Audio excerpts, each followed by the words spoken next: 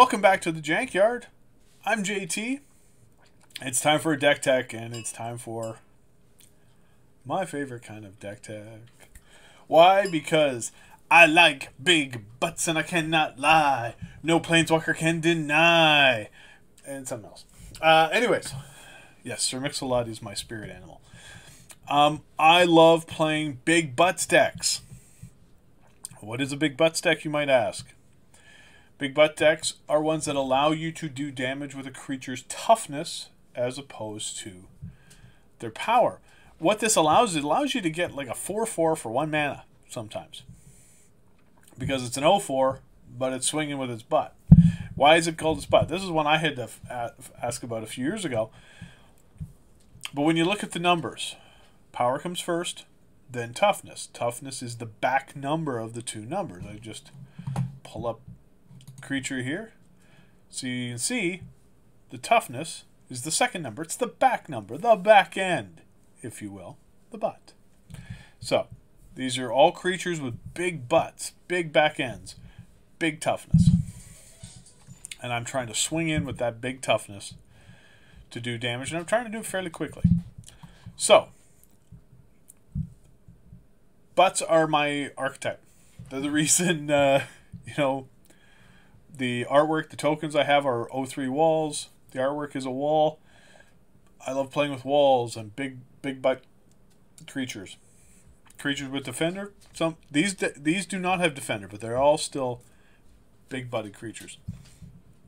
I've been playing with big butts since in modern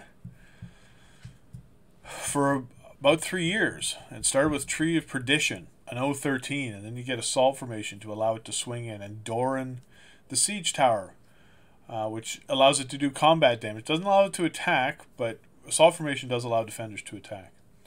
So I've had those in Modern, and then a year and a half ago, Magic gave us Arcades, which allowed creatures with defender to attack and do damage with their toughness. And then earlier this year, they gave us High Alert, which allows all creatures that you control to do damage with their toughness and allows creatures with defender to attack. And then in the spring, they gave us Watley, the Sun's Heart, which says all your creatures do combat damage with their toughness. Doesn't allow defenders to attack. So we lost Arcades in the standard rotation that happened just a couple months ago, because it was from M19. So that gave us High Alert and Huatli as our enablers. The cards that allow us to do damage with toughness. And High Alert lets defenders attack. Watley doesn't. So that's pretty limiting. It gives us only 4 enablers to allow defenders to attack. So I've decided to go defenderless. Now, we will be playing we will be doing a historic butts deck in the not too distant future, and that has defenders, it has Arcades. We'll be talking about that there, where we've got some defenders, but not in this one. We decided to go just big butted creatures that aren't defenders, so they can attack no problem. So let's take a look at what we've got in the deck. And we're going to start right at the top. We just showed him earlier. Yoked Ox. Oh, that Ox is yoked. It's an 0/4. It's vanilla, but it's 1 mana. It's tremendous. I was playing very recently at my LGS. I have this deck in paper. I love it. I was playing it. I had my opponent under some significant pressure. I had an enabler out. I had, I think, 3 or 4 other creatures out, a couple of flyers. But then I go, Yoked Ox! And I said it with just gusto. And the guy next to me, I could tell he's kind of chuckling a little bit just the way I said it, because it's an 0/4. Although he knows what I play. But then for my opponent to look, and he drew a card, saw he had nothing, no way to respond. He knew he was dead. So he goes, yeah, okay, that's game. Very quickly after I did the Yoked Ox.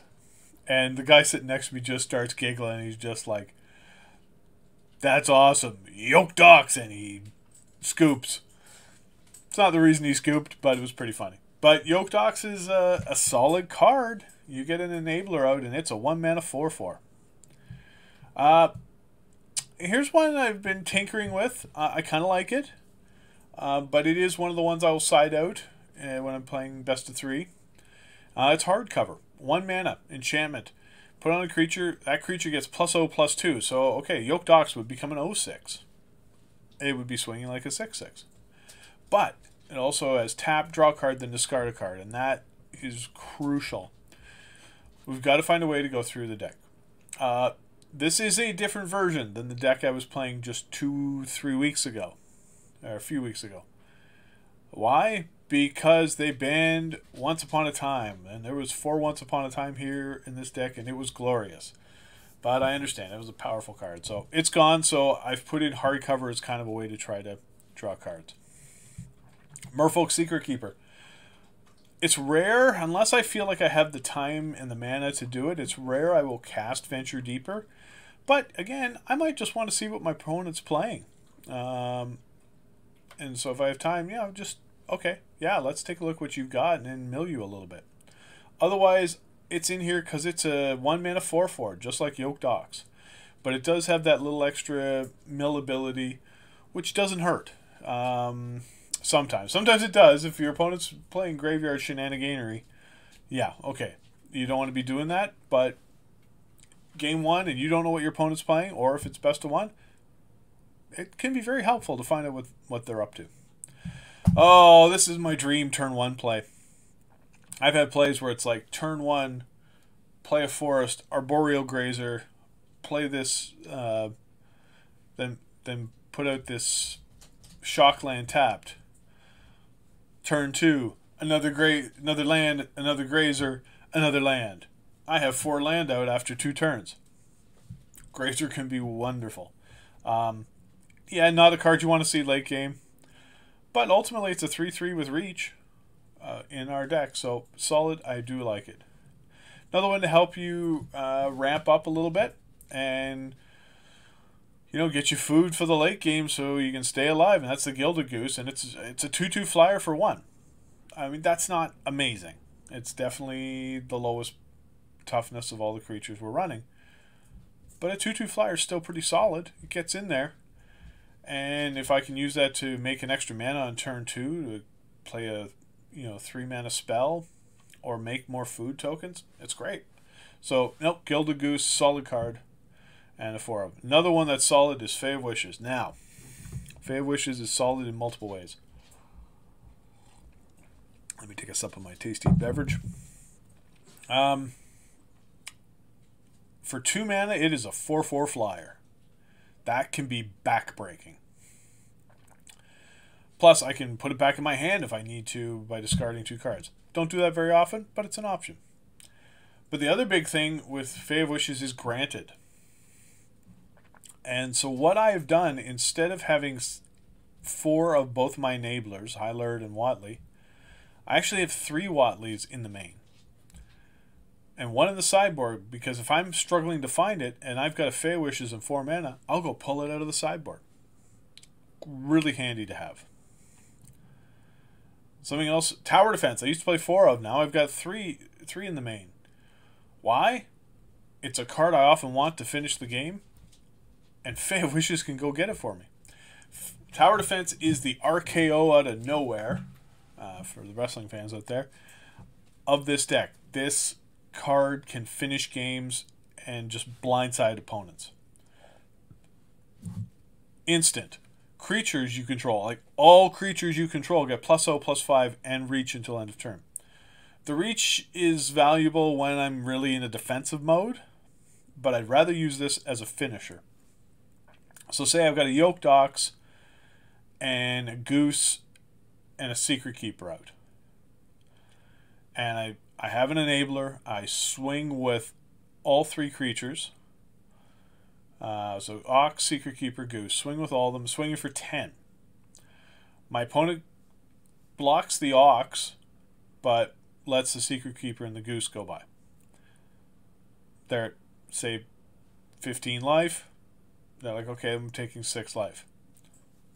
You play Tower Defense. No, you're taking 16.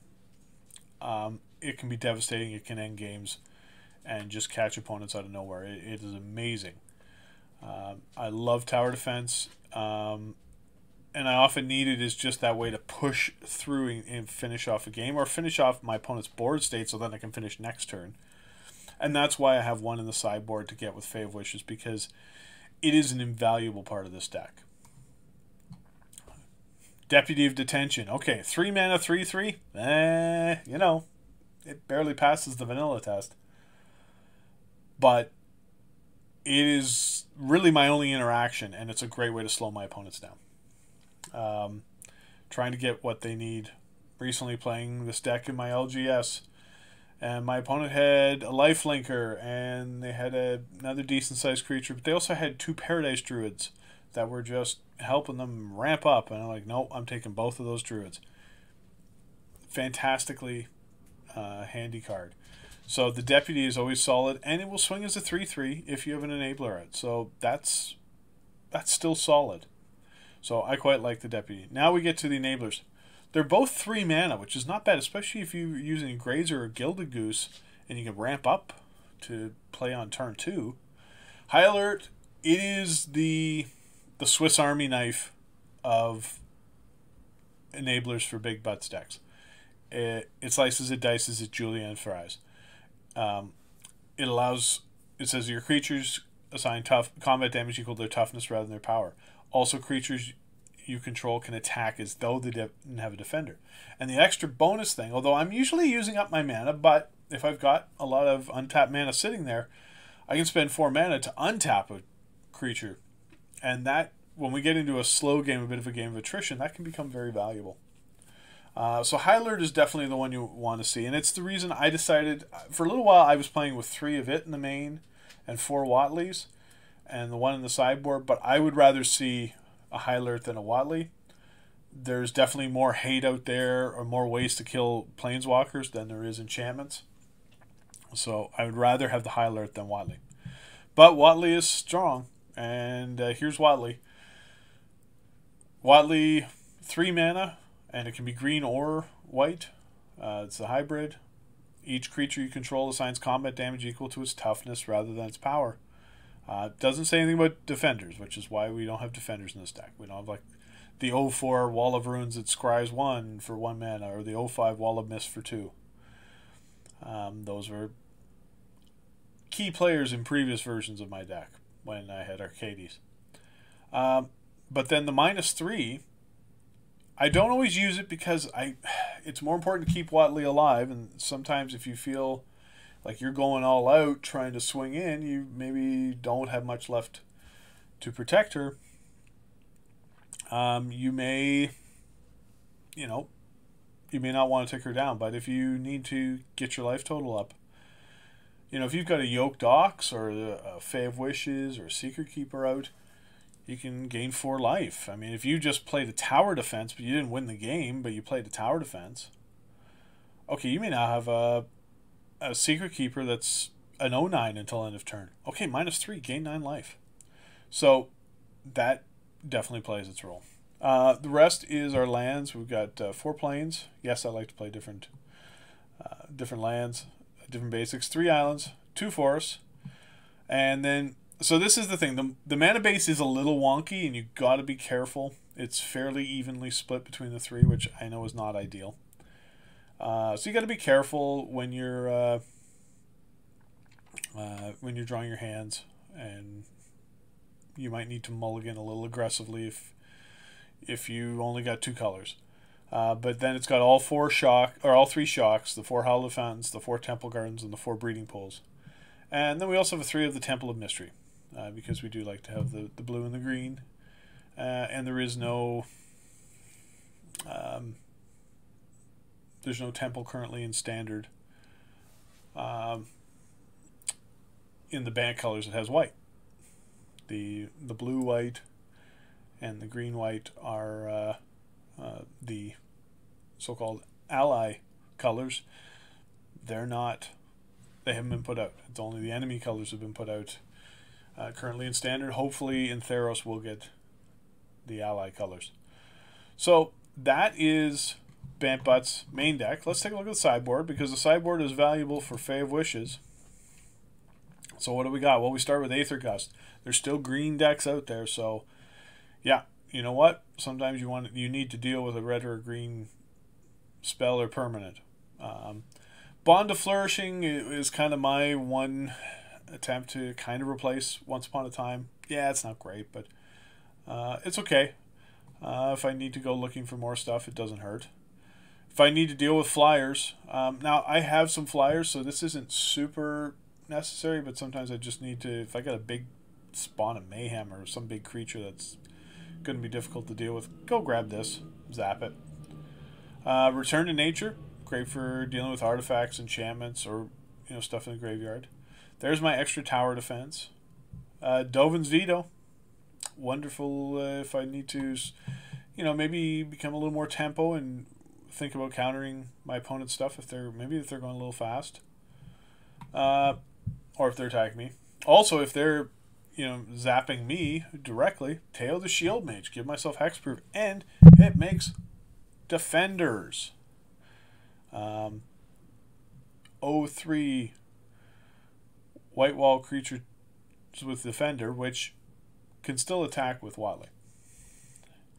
Teferi, just if I've got an opponent play like something like the Feather deck, or somebody that wants to play a lot of instants, nope, bring in Teferi, slow that down. There's the extra Watley, and then sometimes they're just overrunning me and I need to clean up the board.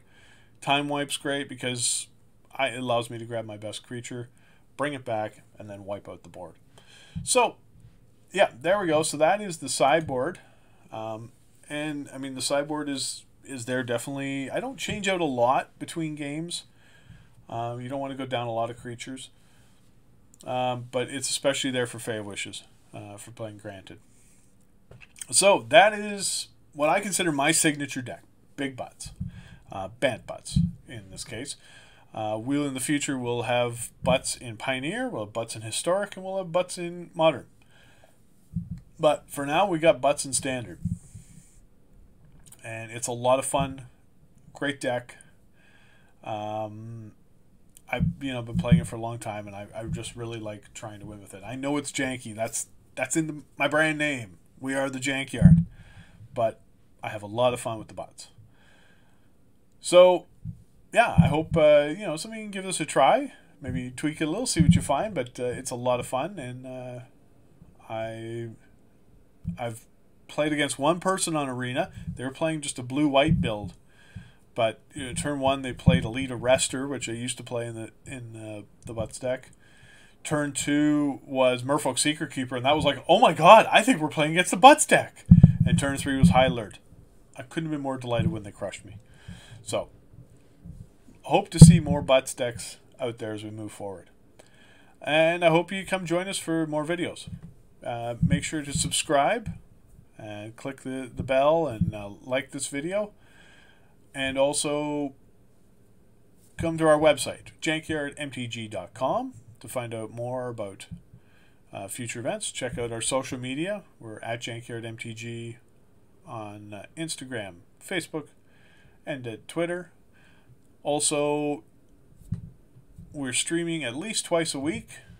We're scheduled to go Sundays and Wednesdays, and then we do some other nights, and we'll let you know through social media when that's happening. But that can all be found on at twitch.tv/jankyardmtg. Always fun, and all the information is going to be in the notes here below this video. And also very soon we'll be starting up our Patreon, and you can find out how you can become a patron to support the Jankyard. So I want to thank everybody once again for coming to check this out. We got more deck techs. We got lots of fun videos, and we'll also have gameplay videos. We'll definitely have some gameplay videos with Bant Butts in the near future. So thank you so much again for coming down to the Jankyard and checking out my favorite, my signature deck, the Bant Butts.